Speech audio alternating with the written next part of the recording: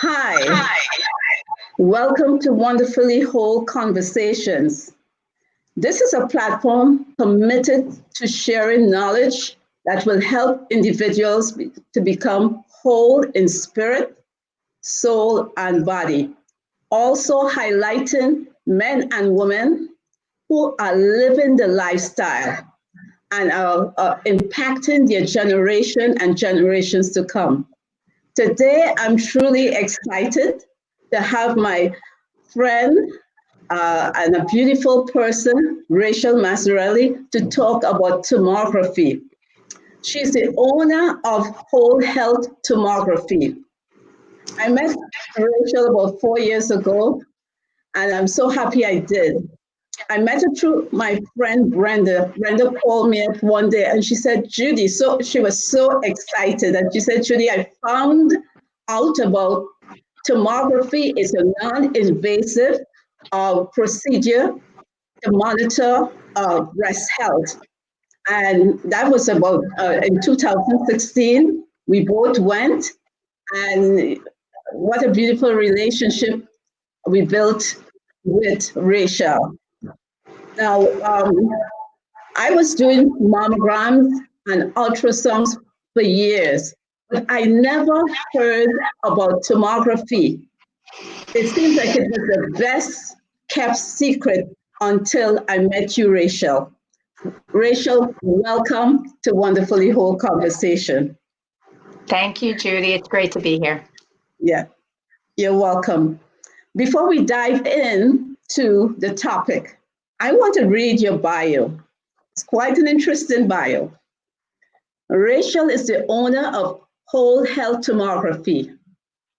Rachel, while studying business at the University of Hartford, her inspiration for healthy living, which she inherited from her mother and grandmother, propelled her to become an aerobic instructor and fitness trainer.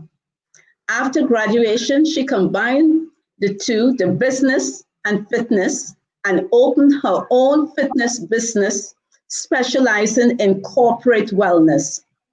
During her time in corporate, she obtained a master's degree in clinical nutrition from the University of Bridgeport and also became a certified yoga teacher. This enabled her to offer a more in-depth nutrition and stress management component to her programs. Armed with her corporate wellness experience and her back to basic philosophy for better health, Rachel launched her own practice in 2004, Whole Health LLC. Her desire was to teach clients how to listen to their own bodies while providing them with strategies and programs to address those needs.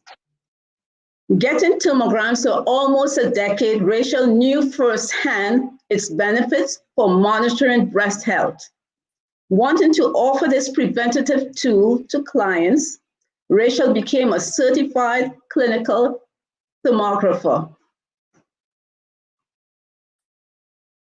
Hi, Rachel, I think I lost you. Hi.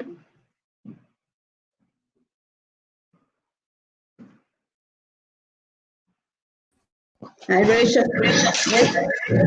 I think I lost you for a moment. Yes, you did. Okay, good. We are back. All right. So Rachel really loves helping people finding healthier living and believes a vital, healthy life requires whole health, a whole health approach encompassing sleep, nutrition, exercise, stress management, passions, activities, spirituality, positive attitude, and relationships. I love this Rachel. Whole health. We're looking at the whole thing together. We're not just isolating parts of ourselves. We're looking at whole health. Now, as we go in to talk about tomography, I want to ask you about mammograms. A lot of women, every year, they take their annual mammogram, and in some cases, some people have to do ultrasound, especially when they have dense breasts. And they just get the results once it's negative, they're so happy and they go on living until the next year. What I want you to describe exactly what, and they really don't know what the test does. Could you describe what a mammogram does in imaging the breast and what an ultrasound does before we go into talk about tomography? Absolutely. And I think it's really important to understand the differences between all the tests because they are very different. So a mammogram and an ultrasound, those are both tests of structure. And what that means is they look into the body and they see things. So they will see masses, for example, if masses are there. But they're not diagnostic necessarily. A mammogram is going to use radiation to get into the body, which of course presents a health risk, but the medical community will you know believe that the risk out in a field sound, but it doesn't, it's technician driven. So although there's no radiation and there's no risk involved, if you don't have a good technician, you don't always get a good result. And the thing to really keep in mind about both of those tests, and likewise thermography, is that there is no test that's 100% accurate. And so it's very possible to get, and very common to get, false positives or false negatives with those testings, and also with thermography, because again, they're not 100% accurate. So the other thing to keep in mind is, like you said, when you have dense breasts, which roughly 50% of women do, mammograms become less accurate the more dense your breasts are. So now they're starting to classify, or have been for a very short period of time, your breast density. Because at first you never got told, and a lot of women were finding out that they got breast cancer, yet they had a good mammogram. And so legislation was passed virtually in every state in our country that if you have dense breasts, you are legally covered to get an ultrasound, because the ultrasound becomes the much more accurate test if you're dense. Yes. Now what's happening is they're rating the density, and depending on how dense you are, which is a 4-class rating, will determine if you will get covered or even recommended to get an ultrasound. So again, it's important for women to know if they are dense, to then get a follow-up with the ultrasound, because it is more, it's more accurate. So there's no risk involved with the ultrasound, except it's tech driven.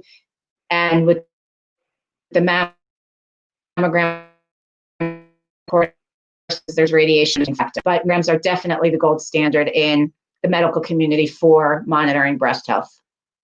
Oh, good. Thanks for explaining that. So now as we go into tomography, I know tomography is non-invasive, okay? There's no radiation involved, and is FDA registered.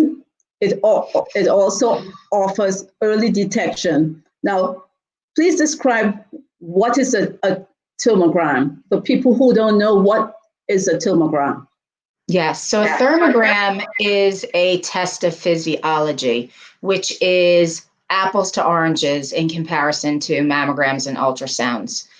It's been around for decades, and what it does is the camera picks up the emission of heat that comes off of your body. So like the sun gives off an infrared heat, we also give off an infrared heat. Mm-hmm. And the camera will detect to the naked skin. So when you're scanning, you are naked, because that's how you give off your heat. Yes. And that's what the camera picks up. And the gift of thermography, and it's a physiological test. So anything that changes your physiology, in essence, get picked up by the thermogram, but unfortunately not 100% accurate, just like the tests I said earlier. And so things that change your physiology are going to be infection and illnesses, injuries, vascular things, which cancer, of course, is a vascular experience in the body. You need the blood supply for cancer to grow. Hormone shift, and a myriad of other things. Will change your physiology, and the camera will pick up. And so people will ask me all the time, can I do a thermogram in replace of a mammogram? And I need to be very clear that the doctors say it's an adjunct to mammograms and or ultrasounds, whatever the alternative traditional style of testing is. But again, life is a personal decision. And I think that if there's one thing that I try to really educate and empower my clients or people that I talk to, is that our life is our own and our bodies are our choice. And so whatever you decide to do for your breast monitoring, your breast health monitoring, you should feel right about. And you should have all the answers so you can go into it and make your own decisions. So again, it's physiology, which is a thermogram. Mammograms and ultrasounds are tests of structure. That's good.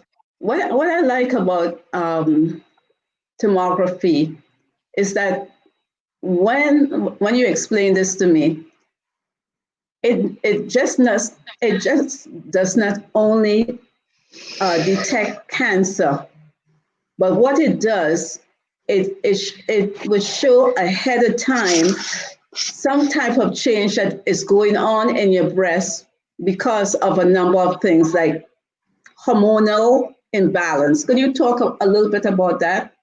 Absolutely. And I wanted to actually touch on, which this is the perfect segue, that when your body and our bodies are always, we all have cancer cells that are being created in our bodies regularly. But when you have a strong and robust immune system, you're killing those cancer cells. Yes. So when you get a diagnosis that you have cancer, what you're being told is that your immune system's not functioning properly. So when it comes to breast cancer cells duplicate roughly every 90 days. So you start with that one cell, 90 days later, it's 2 cells, 90 days later, 4, then 8, 16. In order for that mass to get big enough to be able to be seen on a mammogram, that can take roughly 5 to 8 years. Wow. With thermography, because it's talking about this physiological shift, you could possibly see that shift happening the first year or two, and then you can implement all of the strategies that we know are out there to get the body back in balance. So 70% roughly of breast cancer is hormone imbalance. And so thermography sees that is a physiological change. So again, it's really an early preventative test versus a mammogram and an ultrasound, that there's something there. When they see it, it's actually there already. It's actually, yeah. Yes, it's actually cancer. But with the tomogram, if something is picked up, hormonal imbalance, and I know this is read by MDs. Correct.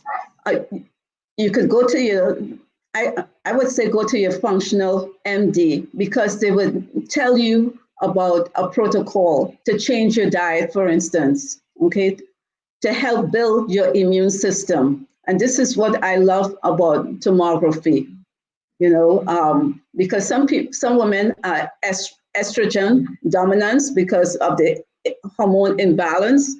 How could you pick that up on the tomogram? Now it's your responsibility to change your diet.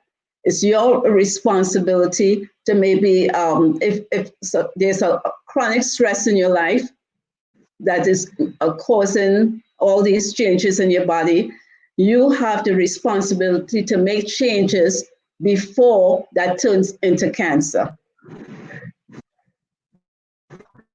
Rachel?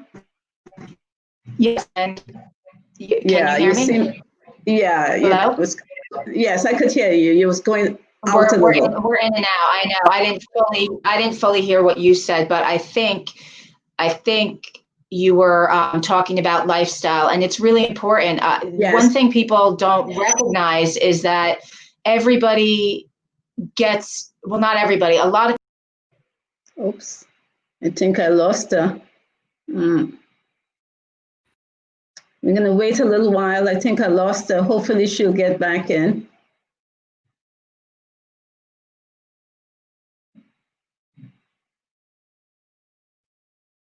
Yes, we're talking about tomography with Rachel Mazzarelli.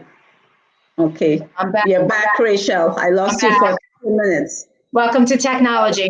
Yes. So family health is a risk factor, but it's 5 to 7%. It's so small. Whereas your lifestyle, which is, I think what we were bleeping out, your lifestyle, 7% of your, and what in that lifestyle encompasses not only your diet, but how you're sleeping, feeling stress, and what you're doing, your relationships, your activity, exercise. And so we have such a huge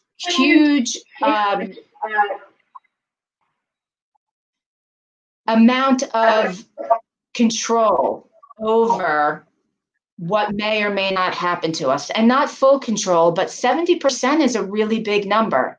And so people should feel empowered by that, as opposed to feeling scared that their family history is what it is, or the statistics are what they are, because again, 70% is a big number. Yes. Now, I wanted to ask you this a little later on, but as we are on this subject right now, in preventative care, as a nutritionist, what things would you suggest for women to prevent breast cancer? Well, I think that just to be healthy, we'll start there. At the top of the food chain, I say all the time, it's your mental dialogue. It's what's happening up here. That's good. That's good. Kindness, connection to spirit, God, whatever that word universe is and feels authentic to you is really important, because the saying goes, stress will kill you, for a reason. And so if you're not doing something every day to try to manage your stress, then no matter how good the food you're eating is or how much you're exercising, it's not going to matter as much, because that mental stress or mental negativity or constant reinforcing of negativity, it really has a tremendous toll on the body. So that's number one, which would then be in line with loving your body. Yes. If you're giving yourself negative messages about what you look like and what you feel like, that is incredibly powerful. So sending off loving messages to your breasts and appreciating them for all that they are is, I think, a great step in breast health care. Obviously, water is crucially important. Sleep, you can't be healthy at all if you don't have good sleep. And so I love people to really, really focus on their quality of sleep. I know that gets a bit more challenging as we get older, but if you're healthy and balanced, then you are sleeping well. As far as diet goes, the cruciferous vegetables are really great for the breasts. Flax is really good for the breast. You want to limit your caffeine intake and be aware of that. And there's a lot of things out there called xenoestrogens, and these are things that raise our bad estrogen. Plastics and personal care products are horrifying. What you put on your personal body. Care, rubbing them all over your body. You must use natural products. Otherwise you are slathering your body with tons and tons of chemicals that are carcinogenic. There's a great website called ewg.org. Yes. And on there they have Skin Deep or something like that. And you can research all the products that you want to buy. And I think that that's paramount, is using quality products on your body. What and about essential oils on your breasts? Yes, because I do that every day with a massage. I learned about that, about massaging the armpits, massaging here with the essential oils. This is what I do with a mixture of essential oil, myrrh, turmeric, and something else, and frankincense. I mix it with coconut oil. And this is one of my routine that I rub my body, pray over my breasts, blessing myself and thanking God for healthy breasts. This is part of my routine. Correct. Now, something else that with the lymphatic system, because we're talking about preventative health, even as we're talking about tomography. What about rebounding? So I was going to mention that, because you asked, aside from hormone imbalance or balance, the thermography not only can detect possibly if there's a vascular situation going on, again, not a diagnostic test, but seeing shifts can be reported. It can see if there's hormone imbalance, and it also can detect if there's lymphatic congestion. And that's really crucial, because the lymphatic system is how your body releases toxin, and it doesn't have its own pump. And so therefore it gets stagnant sometimes and doesn't really move the way it should. And so we want to get that system going, and rebounding or jumping on a trampoline is amazing for that. Massaging, skin brushing, good hydration.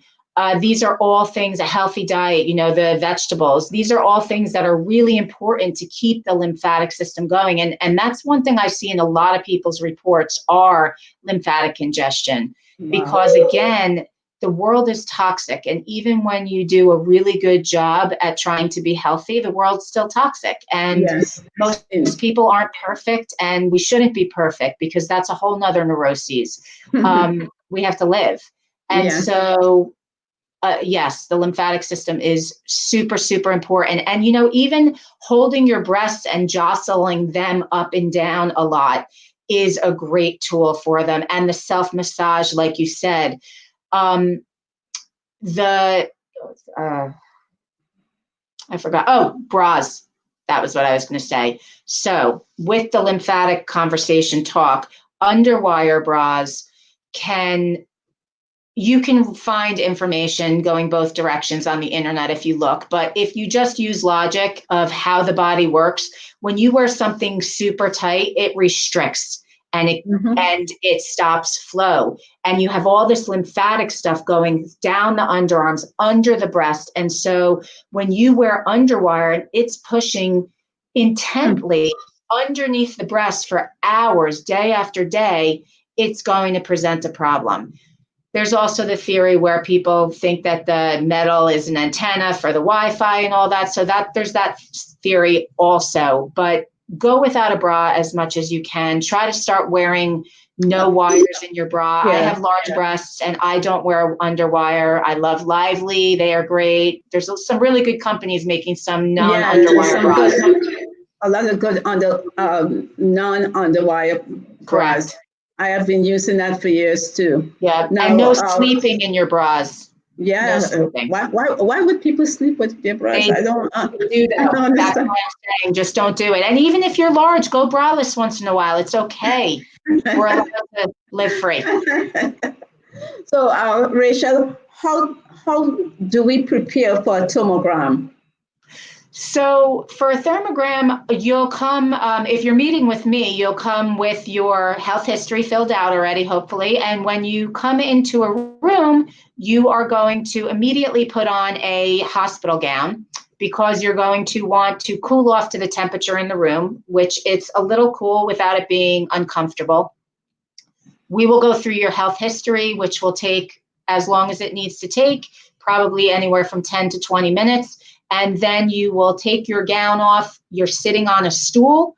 You're about 4 or 5 feet from me. My camera is set up on a tripod with a laptop attached, and we will scan your breasts while you're naked. And that takes about 1.5 to 2 minutes. And that's really it. Like you said earlier, it is read by a medical doctor who's also certified to read thermography. That will be your reading doctor moving forward as you continue to scan. And that's it. It's a really, really incredible tool for keeping on top of monitoring your breast health. And it's, like I said, it's not 100% accurate, but it's 86% accurate, which is actually very accurate in testing. And as compared with the mammogram, even for people with dense breasts, they say the mammogram is only 50%. About that, yeah. Yes. So it's good to have this thermogram way ahead before should something pop up. And thermography is not affected by density either. Okay, I'm losing you a little bit, Rachel. It's better now, a little better. Now, when my friend Brenda and I came to you the first time for our thermogram, and after you took all our medical history, we did an initial thermogram, and then we had to come back in 3 months. Could you talk a little bit about that, why you did that? Absolutely. So I know not every company does that, but my company does, and I think it makes a lot of sense because of what I said earlier. When every 3 months or 90 days, your body fully rejuvenates itself and cells are made and rejuvenated. And so you do this first test and it's read by the doctors, your breasts are classified, and then they recommend you come back in 3 months to do a follow-up in order to establish what they call a thermal baseline. It's essentially like your fingerprint. It should never change. And so the hope is that that second test looks exactly like the first one and you move forward and you never want to change. You never want to shift. So we discussed earlier that cancer duplicates every 90 days. And so you don't want to come back before 90 days. You want to come back at least at 90 days to establish this baseline. And once the baseline is established, the doctors will then recommend a yearly, just like a mammogram. You come back once a year, assuming there's no change, you just keep coming back once a year. Well, that's good. Now, Rachel, American Cancer Society said that women should start having a mammogram at the age 45, okay?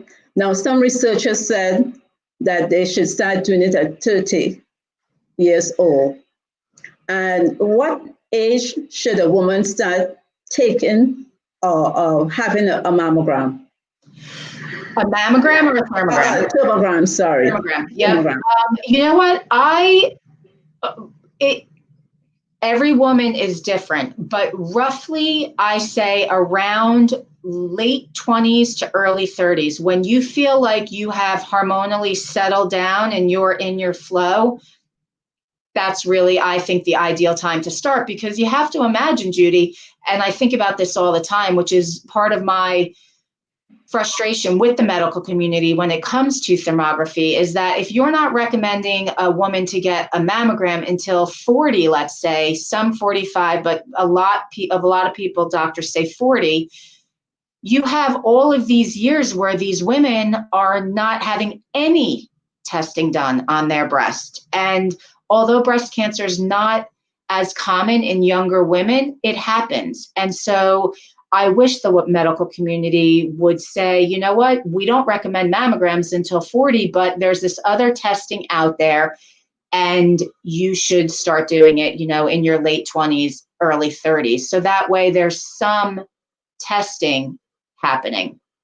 And hopefully they start doing that, because last year when I went for my annual ultrasound at the Quest Diagnostic Center, I was surprised when they asked me, he said, I told the technician, I said, I do a thermogram. So she asked me, did you bring it with you? I said, no, because I didn't realize that they acknowledged tomography.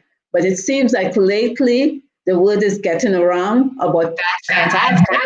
tomography, mammogram, ultrasound, because there's so many things that we have to do. We know about the self-care, the self-examination, doctor examination, the mammogram, the ultrasound. Now we're adding one more step. And I love this tomography because it could spot things ahead of time so you could make changes. That's and, right. And this is the reason why I wanted you on in this month, October, breast health awareness. And a lot of people are talking about racing for the cure, but an ounce of prevention is better than a pound of cure. And so many people, some people die even with the chemo and all these things that they're trying to get rid of it. If we have a test that could pick up some kind of disorder, and we could start changing our health protocol by the things that you suggested before, building a strong immune system, making sure that you don't have lymphatic congestion, and something that people don't talk much about, the toxic emotional things that go on in women. And it's really terrible because I have known someone who was going through a very, very difficult divorce, and she had a thriving business, and she came down with a very bad type of breast cancer. And thank God, with God and going in, not taking chemo, she's alive today. Not everybody could, come through something like that. So we really want to help women because in this age, women are doing so many things.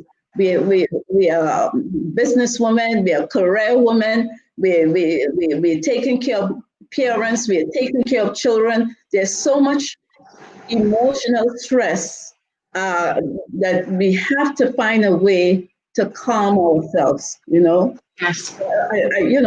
In my life is meditating on the Word of God, praying, taking time to take a breath while we add the other stuff of good nutrition, exercise, relationship building, that we could talk things out with people. And I know that you stress on that because you are looking at the total health. Now, another question, Rachel.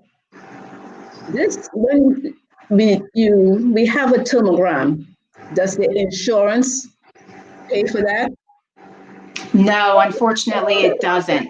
Yeah, it is out of pocket. There's no diagnostic code for thermography, so it's not covered by insurance, unfortunately. I do take FSA cards and health flex spending and all that, which I get that question a lot. But unfortunately, it's not covered by insurance. Okay. But I look at it this way: if it's something to save your life, because I know some women spend a lot of money on the altar. If we could set aside some money to once a year Yeah, to take this tomogram, that possibly could save your life. absolutely. Now I know that you Connecticut, you do most of your screening in Connecticut, and you started doing some in New York City. Which part in New York City that you do your tomography? Yeah, I'm actually not in New York City. I'm in Katona, New York, Mount Kisco, New York, Okay. and I'm in 4 offices on Long Island. Oh, okay. Could you name some of the parts? Sure. I'm in Long Island. I'm in Huntington, Hotesville, Southampton, and Belmore. Wow. Okay. So people could get there if you live in Brooklyn, if you live in Queens. Yeah, My daughter lives in Queens. I have been telling her to, just hook up with you absolutely. and have a tomogram. Now, before we close, any thoughts that you would like to share with our audience about breast health? Um, I would say that there's very little in life that I would say everybody should, Mhm. because for the obvious reasons. I've been getting thermograms for 15 years now. I learned about them when I was getting my master's, and I wasn't near mammogram age. And so I started having them done. And I feel so grateful that it came into my life when it did.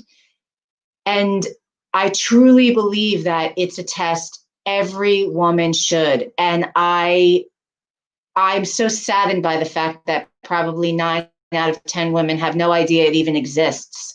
And it's Yeah. been around for such a long time. So I feel like my closing point on that would be to do your research, always do your research, and never feel like somebody else tells you what you have to do for you, but that you make the decision from a really grounded and educated place. I'm more than happy to talk to anybody further and answer any more questions, but I would just love everybody to not only love their breasts, as they are the thing that feeds our humanity, at the start of our humanity, but to love your whole body and to love yourself. And I know that times are really challenging right now, but Yes. if there was ever a time to try and find positivity and live in truth and love, it's now. That's it. And to echo what the Word of God says, it says, love God and love your neighbor as you love yourself. So we really have to emphasize self-love. Now, Absolutely. how do we get in contact with you? If someone wants to do a tomogram, could you Yep. give me? So I can be reached. I have a website. My website's wholehealththermography.com. My email address is whthermography@gmail. And I can be reached at 203 actually, I'm drawing a blank to what my business phone number is. I've been giving out my cell phone, which I haven't been doing that anymore. Well, I can get back to that because I can't find my numbers. I think I have. I clearly need some brain nutrients. I thought I had it. Hold on. I can't believe I don't have it. So 203. 726. That's it. 203-726-7080. Right, correct. I don't answer it ever. I just get the messages. And so if you leave me a message there, I will get back to you within 24 hours, 48 hours at absolute most. And again, if you have any questions, I urge you to call me. No pressure to make an appointment. Just get your questions answered because it's a test that everybody should know as much about as they possibly can. Oh, great. So I want to thank you so much, Rachel, for taking time off from your busy practice, because you do have a busy practice, to come and share this information about the importance of tomography for monitoring breast health. Thank you so much. My pleasure, Judy. And those who listen in, thank you for taking the time to listen to this conversation, because this is a very important conversation, and it's all about preventative care. We want to catch things, make lifestyle changes, and be wonderfully whole. So have a great evening until our next conversation.